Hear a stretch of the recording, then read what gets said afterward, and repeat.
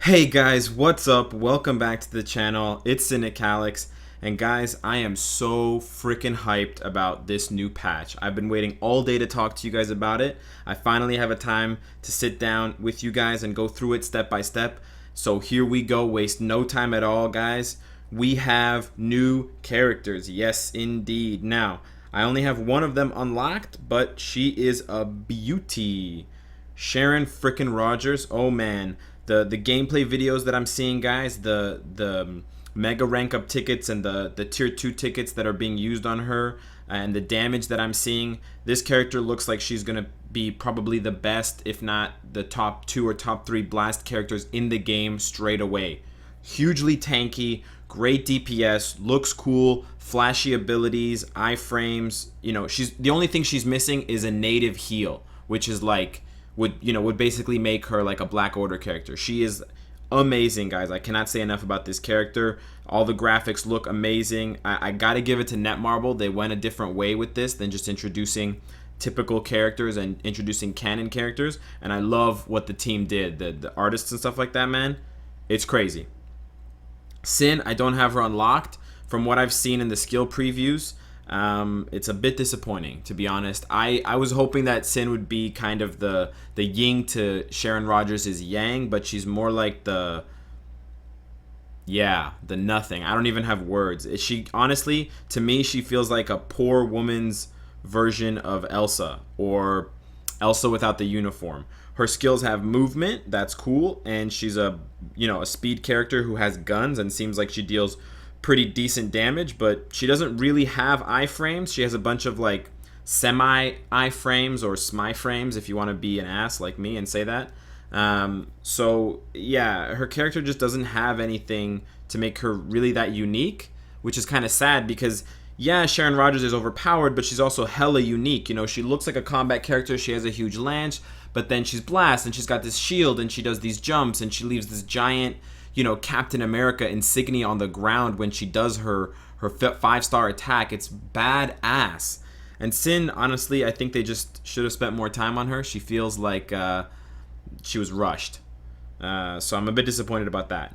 But enough about the new characters, guys. We also got a lot of characters with 6-star skills and tier 2 advancement capabilities. So let's start off with my boy MODOK, aka Spydock, aka Capdock. Okay, this guy's got more names than the late great Prince. And from what I've seen, his uniform is not that good, but his 6-star skill looks like it's pretty good. It's got an iframe towards the end, but it does have a long wind up, and then there's this hilarious heal at the end, and I don't know if it's just Netmarble trolling us, but as you guys can see, at the end there it pops off for a little heal that does 0.5%, 0.5% of his health as a heal. So pretty funny, pretty big troll moment. I don't know if Night Nurse was in on that. Net Nurse, hello. Yeah, the new MODOK and the new tier 2 looks pretty cool. But of course, I do have to give it up to Red Skull. He has by far the biggest jump as a character from 5-star and no 6-star to tier 2. I got his uniform instantaneously because this looks just badass. It's hella cool. I love any kind of uniform that has like swords and shields and stuff like that. I'm a big medieval nerd guy. That's why, I invested in Gamora's Cowl of Invisibility, and I also have Hulk's, sword and board. That's not Hulk. Whoops. I also have Hulk's sword and board because, Hulk sucks, so at least give him a sword and a shield so he looks cool. But anyways, I digress. Man, Red Skull looks so cool. His 6-star skill, hello, Legion of Hydra. The summons are pretty weak, only 40% of his stats. And his stats are not that great, to be honest. But with his tier 2, it could be pretty amazing. Now, I don't have any stats on this because I haven't seen anyone who tier 2'd Red Skull. I haven't seen any guides on it. I haven't read anything about it. But just looking at the math, it seems like you invest a lot in it, but it's a very specific investment, and that's what I really like about Red Skull. I really want Netmarble to do this with more of their characters, where they build the character in a very specific, purposeful way. They take purposeful strokes to make the character what they are, for better and for worse.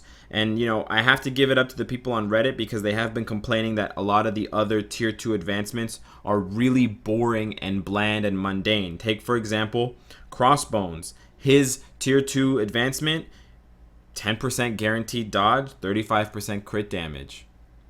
Xanax me, baby. We're going home. You know? Sins. I don't have Sin, but yeah, hers is like just guaranteed dodge. It's really, you know, kind of disappointing. Nebula's is what? I think it's guaranteed dodge. Yeah, guaranteed dodge and lightning damage. Whoopity doo. You can do so many cool things, like a percentage of the lightning damage heals Nebula for a percentage or something. Like, there are so many cool things you can do, and I just wish Netmarble would start doing more of that. They're showing some signs of life with this Sharon Rogers Sin business, but I wish they would really, you know, push it into 6th gear and give us even more creativity and really go off the rails. Now, I want to get into the rest of the update, guys. I don't want to labor too long about these new characters. We do have this event mission, guys, and the calculations are as so. Every mission is going to get you 10 coins, or 10 of these red 75 tokens. So after 14 days doing each mission, the 3 missions, you'll get a total of 420 tickets, or 420 tokens. Blaze it. But I'm not really going to do that. I'm just kidding.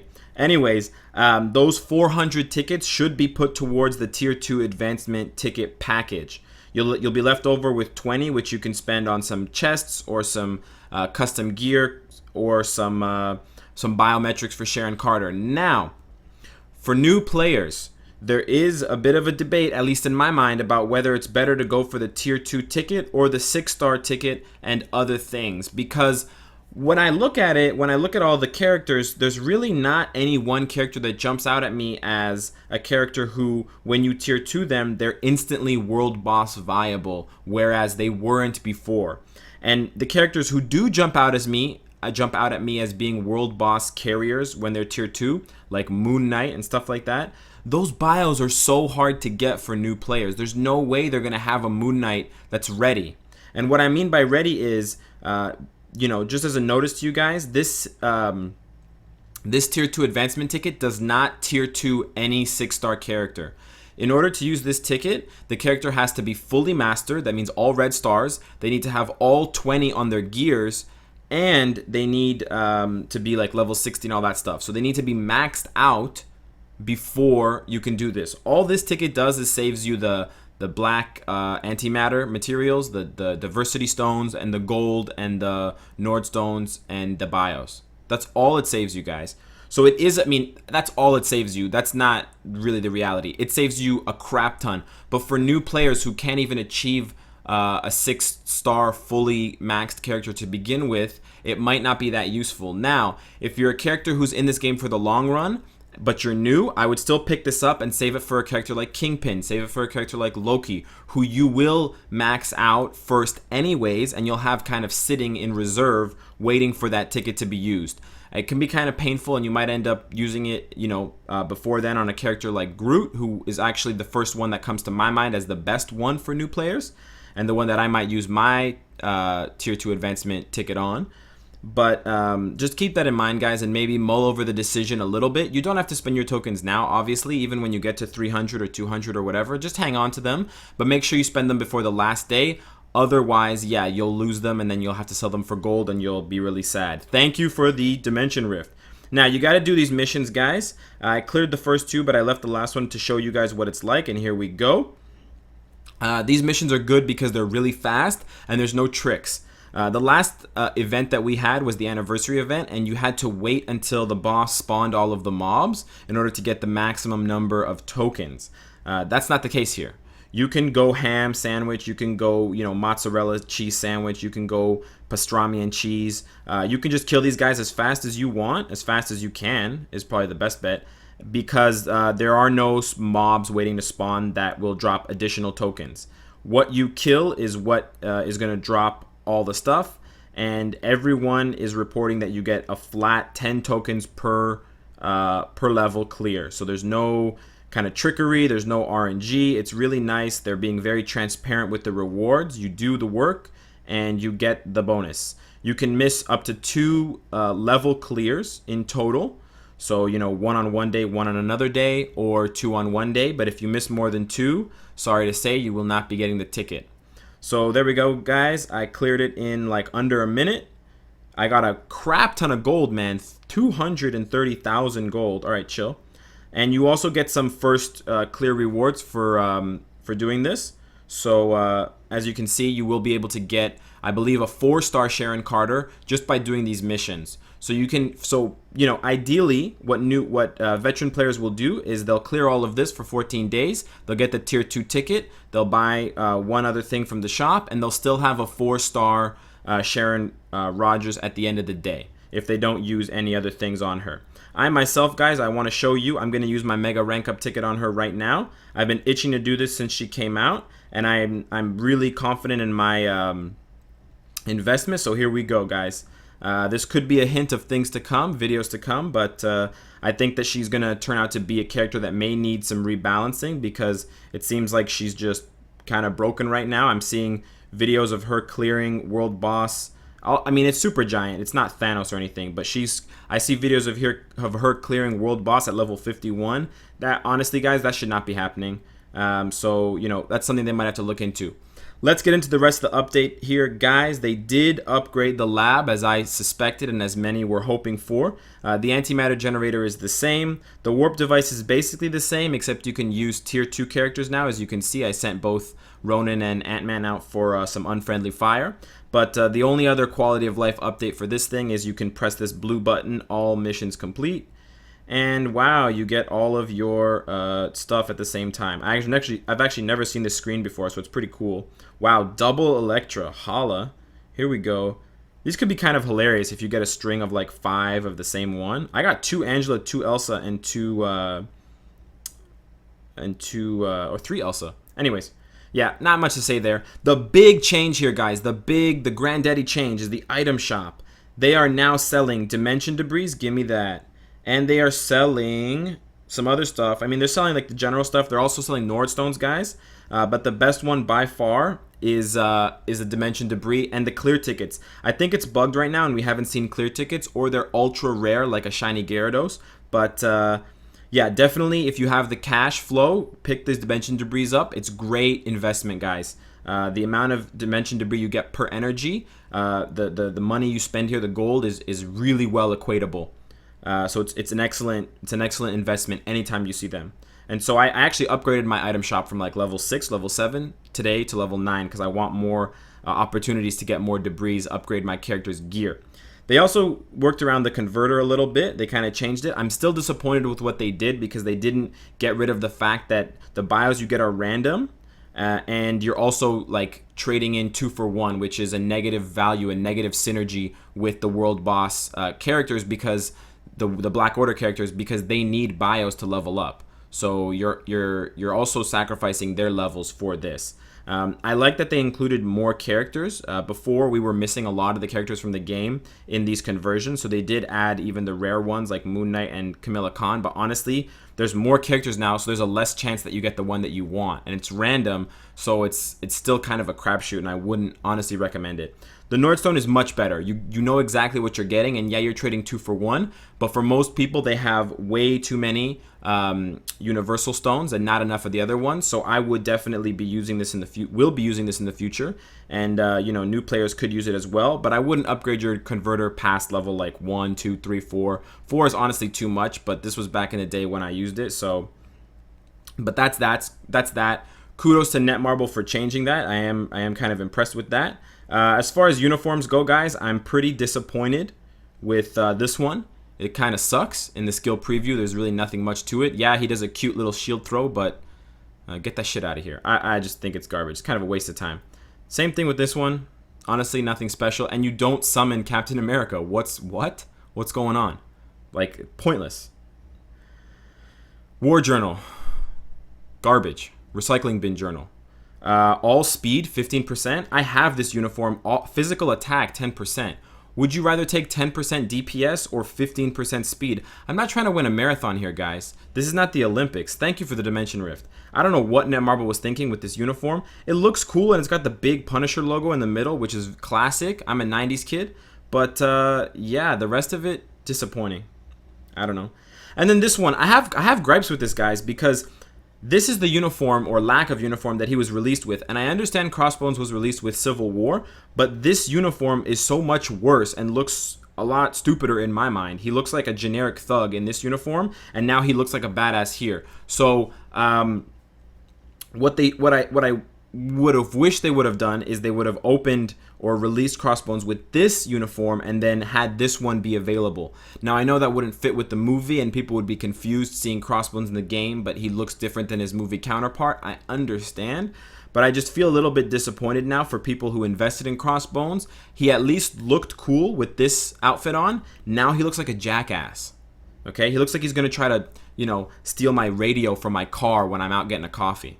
He looks like he's all jacked up. Terrible. I don't like it. Other than that, guys, the other biggest change comes in the form of co-op play. I want to take a moment to bow my head in silence as scumbag mode. Can't speak today, guys. Scumbag mode has been eliminated. Or has it? We'll get into that a little bit later, guys, but I do want to say big thanks to Netmarble for making this a lot more hassle-free and making this kind of, a pleasure to do, or a pleasure to watch, I should say. I usually like to play more than I do like to watch, but in this case, it's pretty awesome to watch. Sometimes you get some hilarious win screens where your character was the leader and they did more DPS than the Black Order characters because the AI is like fuddling around with the controls and doesn't know what they're doing. My Lincoln got first place against frickin' Proxima and Ebony Maw earlier today. I was laughing my ass off. I almost took a screenshot, but I failed to. So let's just go through one really quickly, guys. We're going to get into another video why Scumbag mode is not dead, but has just been altered and will take a new form in the future. But I think this mode is really cool. I'm not 100% sure how I feel about more modes in the game being turned into autoplay modes. And maybe you guys can kind of foreshadow and kind of think about why that could be bad for the game, that could hurt the game. But I do like it because it gives new characters or new players who have a lot of low-level characters something to do, and it still gives them rewards, and it doesn't make them feel bad when they queue in and get kicked out of matches by scumbags like me. But I wouldn't kick new players, actually. And it also gives veterans who had a lot of players and who were feeling the grind, because I hear that a lot from veteran players. Oh, the grind, the game is too grindy. Electra just out DPS'd me. I need to wipe the tears. They feel like it's too much of a grind, and this really eliminates that grind. So, I'm pretty happy with what they did. And I also want to say as well that the UI changes that they did for the story mode, adding like normal, hard, and easy over there in the corner under the name of the mission. I think that's really cool. It's a small thing. It's a really small IU change, but I really like it. I think it's really cool. And also, the VIP rewards. Let's check out these VIP rewards real quick. They added up to level 20. So let's see what happens if you really dig into Daddy's wallet. Here we go. A lot of Dimension Debris stuff. Max Energy. Yeah, I think the big one is Max Energy. Oh, 50% discount to World Boss continues. Max Energy, max inventory slots. Experience when using clear tickets. I think that's cool. The people who pay shitloads of cash for the game should get, a lot of fluffy stuff. So give the people the fluffy stuff and they'll be happy and they'll give you the green stuff back. So overall, guys, I gotta say I am super hyped and super stoked about this new patch. It's given us a lot of stuff to play with. Also I have her uniform, but yeah, it kind of sucks. It basically just gives her back the power that she had with before the update that changed her 6-star skill. It's kind of like what they did with Hawkeye's new uniform. It's kind of a dirty move, but I can't really blame Netmarble for doing it. Oh, and they also changed the obelisks. They changed that bug where Iron Man was doing like 700,000 DPS in like one shot. They changed that bug, so I'm happy that they worked that out so fast. So yeah, overall, guys, through all the patches that I've seen in the game, which I've seen them all, I would give this one like a solid A. I really like this patch, and it's got a lot of things that I can talk about in the future. So I'm really stoked to share it with you guys and to dive in deep on this one. Go Thanos' blue balls deep into this one. And see what we can find, guys. So let me know what you think about the patch. Let me know in the comments. Let me know on the Reddits, and tell me what you think is the best and worst part of this patch. And if you like what you see, guys, I'll see you guys tomorrow. Take care.